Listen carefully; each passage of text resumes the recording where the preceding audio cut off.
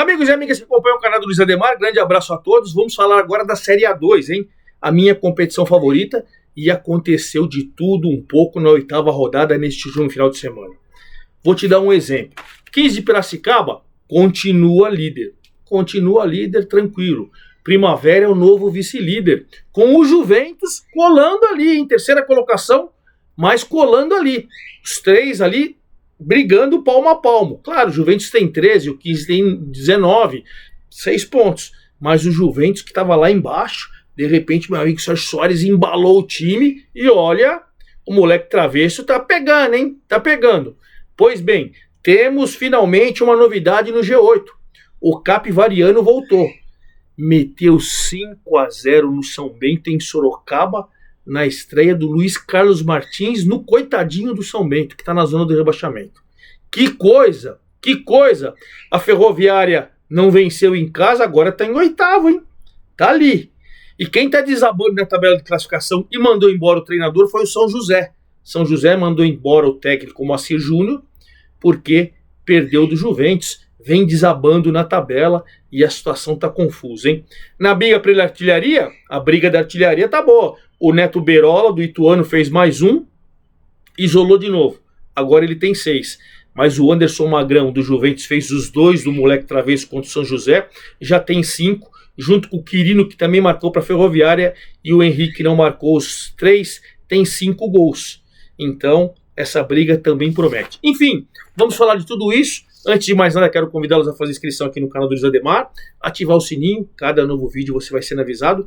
Ontem estou gravando segunda-feira, dia 10. Ontem gravei a Série A4, hoje logo cedo gravei a Série A1, estou gravando a Série A2 e daqui a pouquinho eu faço a Série A3 também, para a gente já completar o final de semana com as 4 séries do Campeonato Paulista, certo?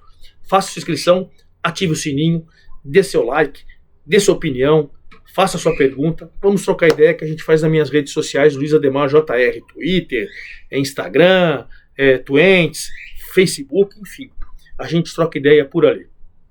E claro, vamos começar com o líder 15, que fez um jogão com o Rio Claro que está na zona do rebaixamento, que estreou o Fael Júnior já. O Fael Júnior vem tentando, no lugar do André Gaspar, colocar o Rio Claro na linha, né? Porque está na zona do rebaixamento e não consegue. E olha, fez um grande jogo, hein? Verdade seja dita, só 586 pessoas lá na cidade de Rio Claro. O Galo Azul fez um grande jogo. A gente tem que falar que estava enfrentando um 15 Piracicaba forte, líder, que vai se classificar, que vai brigar pelo título. Moisés Egert fazendo um grande trabalho. E aí, num chute no canto, logo com 13 minutos do primeiro tempo, o Matheus Carvalho faz 1-0 pro líder. Faz 1-0 pro líder. O que você pensa? Poxa, vai ser um jogo fácil. Ao contrário, Rio Claro lutou, batalhou. O Denilson recebeu um passe na cara do gol, empatou com 32 do primeiro tempo. E aí, numa cobrança de pênalti, o Cezinha virou o primeiro tempo. Foi para o intervalo, o Rio Branco, o Rio Claro, o Galo Azul da cidade de Rio Claro, foi para o vestiário ganhando por 2-1. Chegou lá, fez substituições, lá o Moisés Egert falou, temos que conquistar a vitória aqui. O Rio Claro, vamos segurar a onda, vamos continuar fazendo um grande jogo. Aí começa o segundo tempo, o Serginho, que tinha entrado no intervalo, acabou recebendo um cruzamento da esquerda e acabou empatando aos 7 minutos do segundo tempo. 7 minutos do segundo tempo, e aí o jogo ficou 2-2, ficou movimentado, até que o Matheus Carvalho, mais uma vez aos 24, né? Maurício cruzou, ele fez 3-2, e por mais que fizesse uma grande partida do Rio Claro, diante do líder e forte 15, o Rio Claro conseguiu perder o jogo depois de vencer por 2-1 de virada e ir para o intervalo festejando a vitória parcial. Pois bem, essa derrota ainda deixa o Rio Claro lá na última colocação com 5 pontos, os mesmos 5 do São Bento, mas nos critérios ele é o último colocado. E o último Rio Claro contra o primeiro 15, 19, abriu 8 do Votuporanguense, que é o 9º colocado, vai caminhando para uma classificação antecipada aí em 2, 3 rodadas no máximo, hein? No máximo, bela campanha do 15. Bom, O novo vice-líder, com 3 pontos atrás do 15, é o Primavera, da cidade de Indaiatuba, do Fernando Marchiori, que pegou o Oeste, que era o segundo colocado. Jogo difícil. Eu tenho alertado aqui para vocês que o Primavera sofre poucos gols. É difícil fazer gols no time do Fernando Marchiori, no Primavera, né? Fantasma de Indaiatuba, é difícil. E olha, o trabalho da comissão técnica toda está de parabéns, porque ou é nos acréscimos, ou é no final do jogo, o que corre, o que luta, o que entrega, o que suar de esse time do Primavera é uma barbaridade. Um jogo travado, um jogo assim equilibrado no primeiro tempo, muito corrido, muito disputado, com poucas chances claras, dois times, um conhecendo o outro, bem planejado, até que o Pedro Arthur, aos 43 minutos do segundo tempo, numa cobrança de falta lateral, ele meteu a cabeça na bola e fez 1-0 já no finalzinho, o Primavera ganhou do Oeste.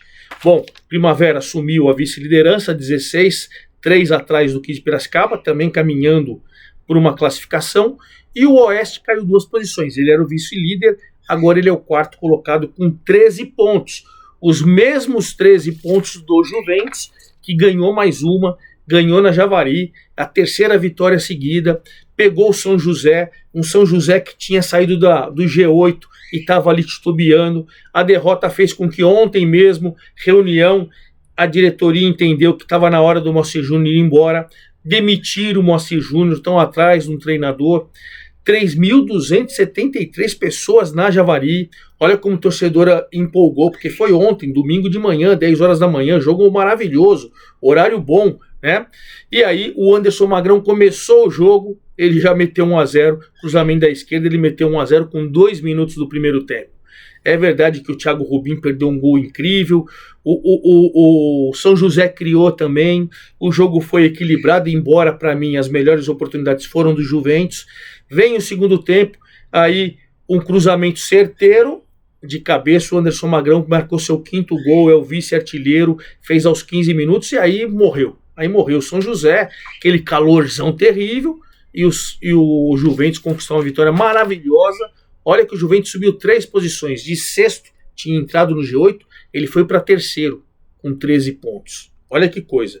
E o São José, que era o 10º, já tinha saído do G8, foi parar na 12ª colocação, com 9 pontos. É verdade que está a 2 do G8, mas assim, não conseguiu, o Moacir e os jogadores e a comissão técnica, eles não conseguiram fazer um time competitivo e principalmente estabilizado, né?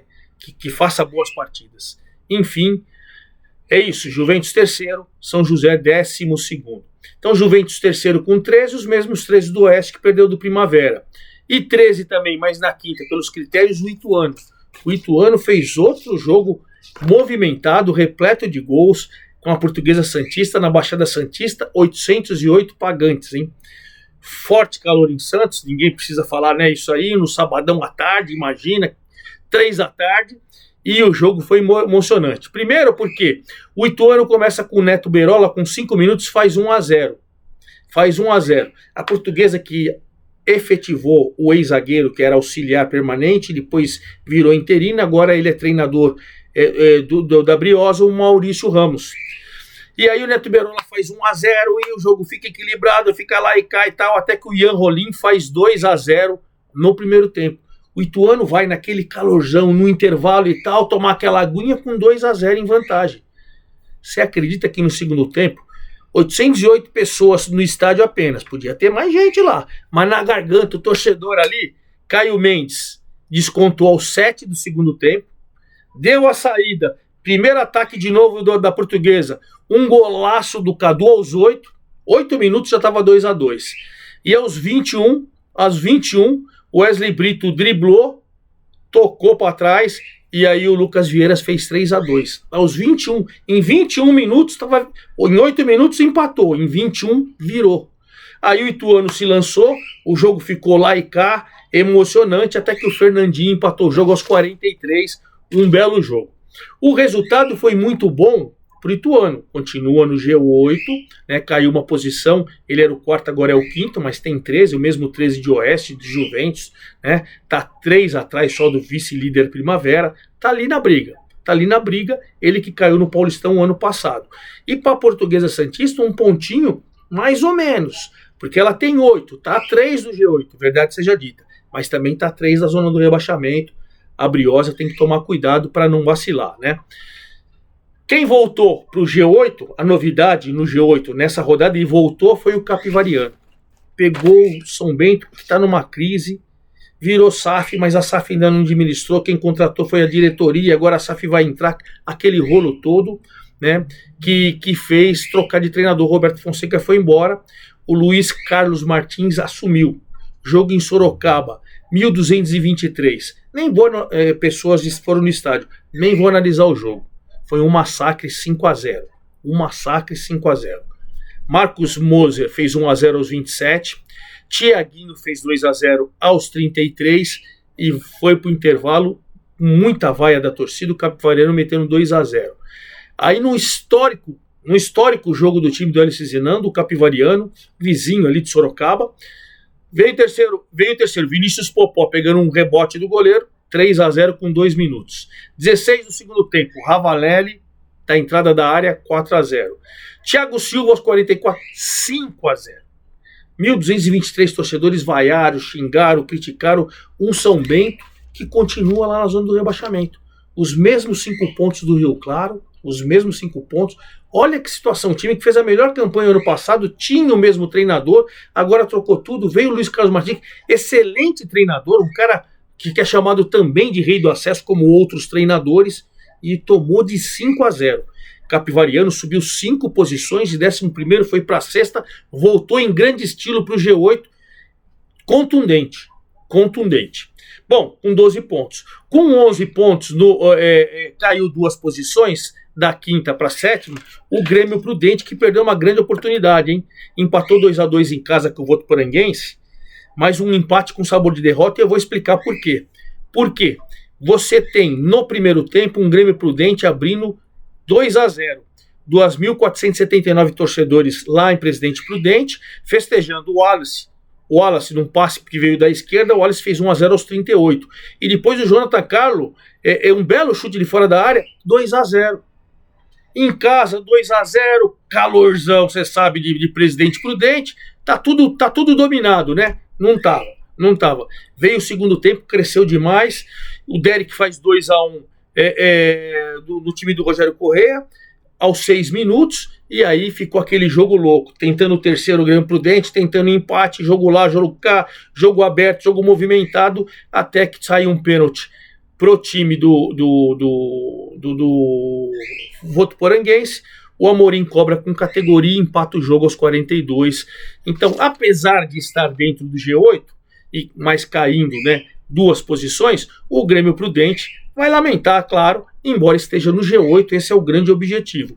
E o Votuporanguense somou um pontinho fora de casa importante, ele tem os mesmos 11 pontos do Grêmio Prudente, só que ele é o 9º, tá fora, né, continua na 9ª colocação, mas tem os 11 do Grêmio Prudente e os 11 da Ferroviária, que está na 8ª colocação. A Ferroviária também vem caindo, hein? Caiu mais uma posição, de 7º para 8º, depois que a Ferroviária, dentro de casa, empatou 2-2 com o Santo André, que vem se afastando da zona do rebaixamento, hein?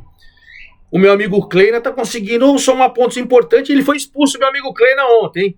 O certo é que o Dudu Figueiredo fez seu 4º gol na competição, tinha feito 3, hein? Semana rodada passada. Agora, cobrando o pênalti aos 16 do primeiro tempo, ele fez 1-0.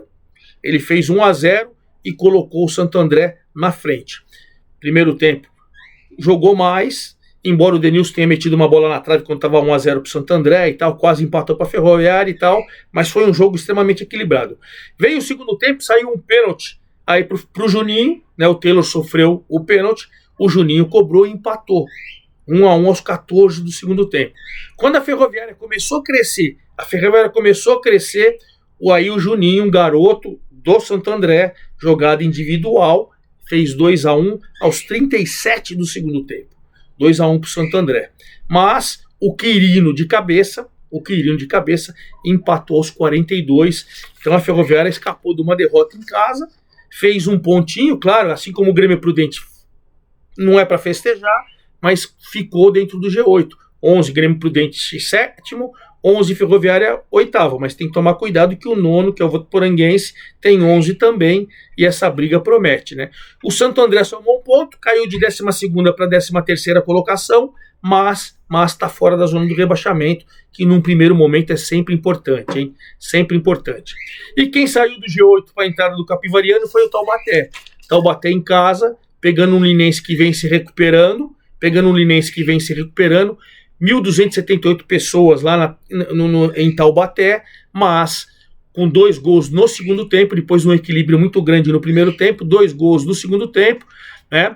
Depois de bola na trave e tal, o Edson Cariuso, o centroavante, fez numa bomba na entrada da área ali, fez 1-0 aos 4 do segundo tempo, e depois o Valdeci, né, acabou aos 19 numa jogada individual,